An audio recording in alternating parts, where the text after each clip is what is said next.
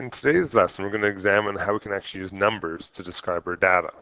So there's kind of two parts to this. The first one today is called central tendency. Tomorrow we'll talk about spread. Central tendency refers to how your data clusters towards the middle. We've known that as your average. Okay? Now there's three different ways we can measure average. You might remember them from like grade 5. Mean, median, and mode. So mean is the one we commonly use. It's our mathematical average. And we have some symbols we're going to have to learn about and some words to remember. So a population, the symbol is called mu, M-U. It's kind of just like a fancy U.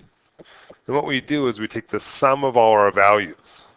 Okay, so this is called sigma. We add up each of the values, and then we divide it by how many things there are.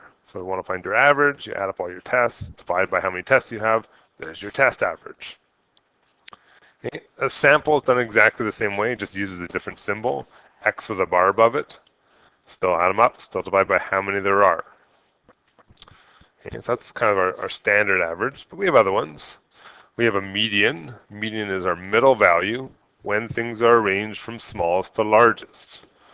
Okay, so if I had 1, 2, 3, well, that's my median. There is one trick. If you have an even number of pieces of data, 1, 2, 3, and 4, your median, your middle number, well, there is no middle number. So what you have to do is you have to average your two middle numbers. So add them together and divide by 2, the mean of these two things. So you get 2.5. And then, of course, you have your mode, which is your most frequently occurring values. So that means they have to occur more than once. If I had the set of data 1, 2, 3, 4, there would be no mode because nothing occurred more than once. Okay, but if I had 1, 2, 2, 3, 4, my mode is now 2. There's 2 of them. If I had this, I could have 2 modes. Two 2s and 2 4s means I have a mode of 2 and 4. They're the most frequently occurring values. Okay, so let's try some things. Let's get warmed up here. Let's find the mean, median, mode for this set of numbers. Okay, so my mean, and add them all up. So 4 plus 2 plus 3 plus 8 plus dot, dot, dot. 3 plus 2 and divide by 1, 2, 3, 4, 5, 6, 7, 8, 9, 10, 11. Okay, so add them all up, divide by 11. If you do that, you should get 4.18. Now, symbols. So, population, sample. Which one do I use? They're done the same way. It doesn't really matter which one you use in this question because it doesn't give us any context. But unless it states otherwise, we kind of always assume that things are samples. Okay, so I'm going to use X bar 99% of the time, unless it tells me, oh, it's a population. Okay, let's find our median. To do our median, we got to put things in order. So what do we have? We have a 1, then a 2, and a 2, a 3, and a 3. I see 3 4s. I see a 6, an 8, and a 9. If I want to find the middle piece of data, I got to find where the middle is. Now you can use your trick of working inside, like working left and right at the same time, working your way towards the middle. Or, if there's 11 pieces of data, and I add 1, then divide by 2, this tells me the middle piece of data. 1, 2, 3, 4, 5, 6. There's the middle. And that trick always works. Count how many you have, add 1, divide by 2, and you found the middle. Mode's kind of handy. We put them in order so I can recognize which comes up the most. If I look at this, I think 4 comes up the most. There are 3 of them. Nothing else comes up that many times. Okay, so mean, median, mode. Let's try a little problem solving. You can pause it, see if you can figure this one out yourself. The mode of the following data is 5, the median is 6, the mean is 6.5. Find the unknown values. So the fact that the mode is 5 means it has to come the most often, which tells me that M has to be 5. Because right now, there's 2 5s, there's 2 12s, there's 2 1s. 5 would not be the mode, it's not the most common. There'd be multiple modes. So to make it the most common, I need more of them. M has to be 5. The median being 6, I don't know if that really helps me. It's kind of telling me that the middle is right there between 5 and 7. It doesn't really help me figure out n, but the mean being 6.5 does. I know that my mean is the sum of my data divided by how many things I have.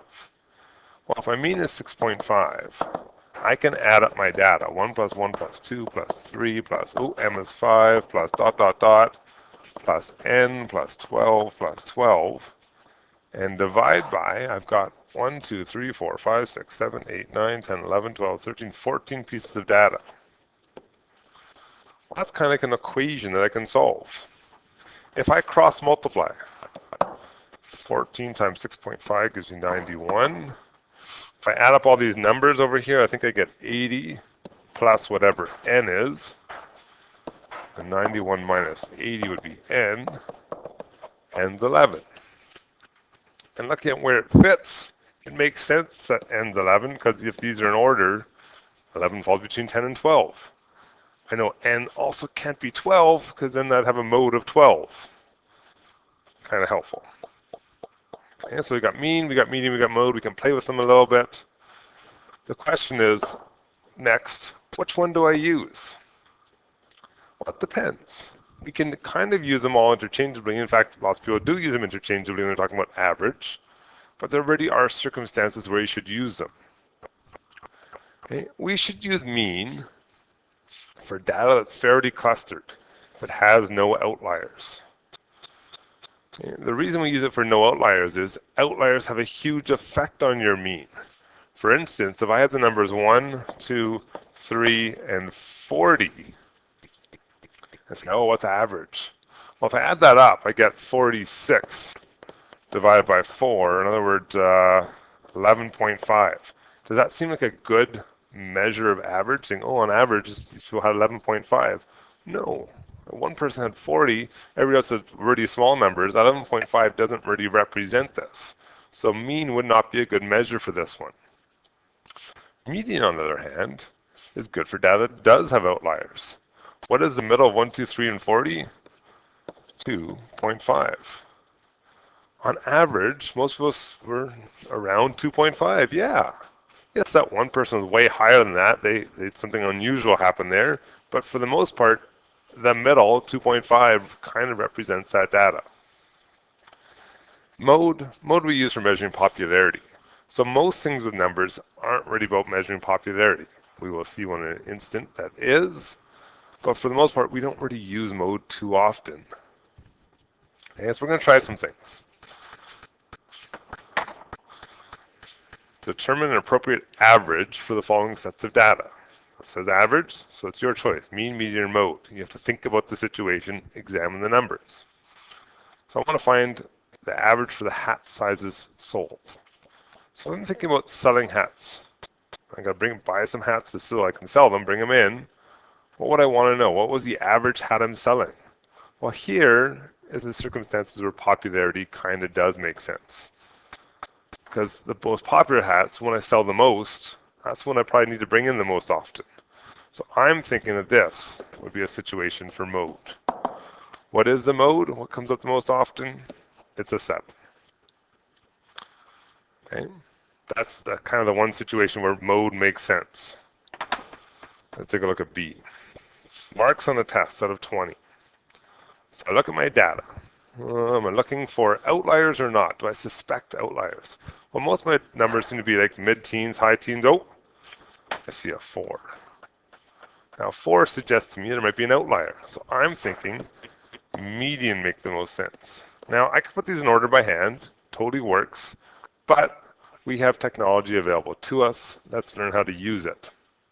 So I have some instructions for you. And you can write these down or just refer back to them later on. I do need you to know how to use your calculator. What do I have to do? Well, I'm going to put my data in. So stat, edit. And we're going to enter our data into L1. So if I go back to our question just for a second here. There's our question. I'll pull up my graphing calculator. I'm going to go to on. Turn it on here. Okay, I'm going to stat. We're going to go to Edit, same place we did for our histograms. L1's my first list. I want to put all of those pieces of data into my graphing calculator. So I'm just going to move it so we can see our data. And we'll put them in. So now we got 14, 15, 14, 17. Okay, so my data's in. You should have 10 pieces of data. Okay, something new today. Once I want to do some calculations. My calculations, I'm going to go to back to stat. But at the top, you see where it says edit. Beside that, it says calc. I want to go over to calc. And I want to do one var stats. One variable, whatever these marks on the test were. I want to find some statistics about them. Now I put my data into L1. That's my list. Make sure your frequency list is blank. That's the second one down. Just go down to calculate. Now hopefully you get the same big long list of numbers that I did. If you look at the very first one, X with a bar above it, that's your mean. Don't need it because we were talking about median. Now I don't see the word median anywhere in this list. I see a whole bunch of things. And down here at the bottom, right, I see an arrow pointing down. That tells me there's more information down below. If I use my down arrow, I can get down to it. And if you notice, halfway down this list, right there, your median is 15. Okay, you can write that one down. Median 15. Now, is that faster than doing it by hand? Probably not the first time, but it's also a pretty small list of data.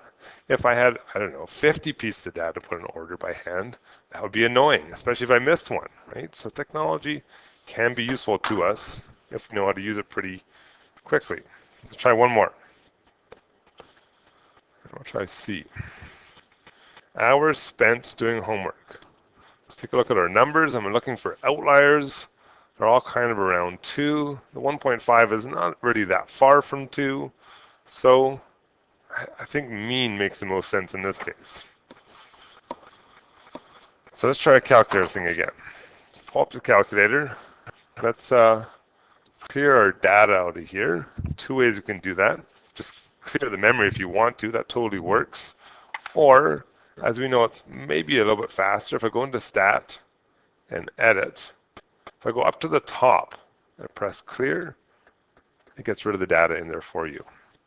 Okay, new data. 1.5, 2.1, 1.9, 2, 1.8. Be careful. If you make a mistake, just go back up to it, change your numbers. Again, there should be 10 pieces of data. So we're going to go to Stat. We're going to go over to Calc. We're going to do our one var stats. Not going to change anything in there.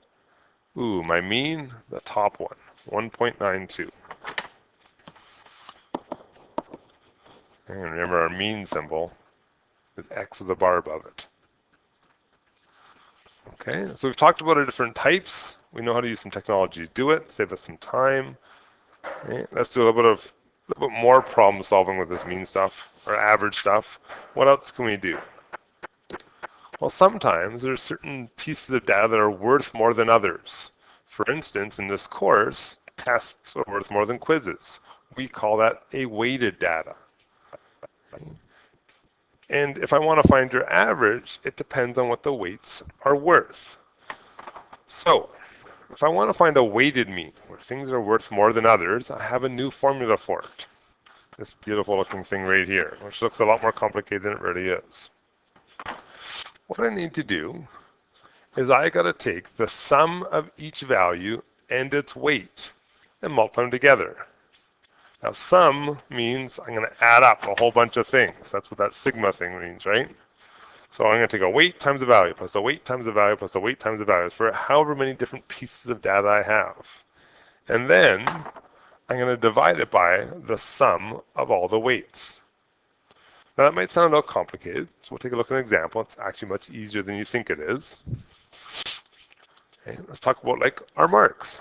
So a teacher follows a policy of weighting each term's work at 100 and the midterm and final exam at 150 each. John got these marks. What is his final mark? Well, I can't just add them together and divide by 5 because they're not all weighted the same. So if I want to find a weighted average, so I'm going to put a little W here to say it's a weighted average. I'm going to take, based on my formula, the weight times the value. The weight of term 1. Well, term marks are worth 100. His value was, he scored 72. And then he had a midterm, but exams are weighted at 150. Score was 82.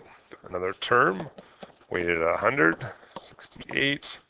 Another term, 100, 75. Oh, we're out of room here. Another exam is weighted 150. He scored 79.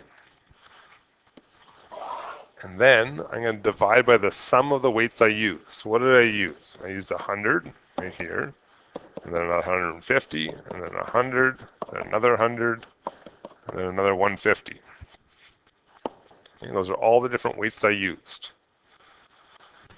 If I do this as two separate calculations, top and bottom, I'll get 45,650 on top, and on the bottom, 600. And if I divide that, you should get 76.08%, which is different than just adding them together and dividing by 5. The exams are weighted more, so they kind of skew the results a little bit. Okay, so as I said, the formula looks a little more complicated than it actually is. Just make a sum of all your weights and your scores, and be careful you divide by all of your weights. Okay, that's the end. Central tendency, average. So, some things you can do with calculators, graphing calculators. Anything that's mean or median. Mode is not in the graphing calculator, so that one you do have to do by hand, as you do with weighted average. Have to use the formula to do that one by hand. Try a couple of these questions. If you're stuck, come see me. Then tomorrow we'll move on to the other half of descriptive statistics, and we call that spread.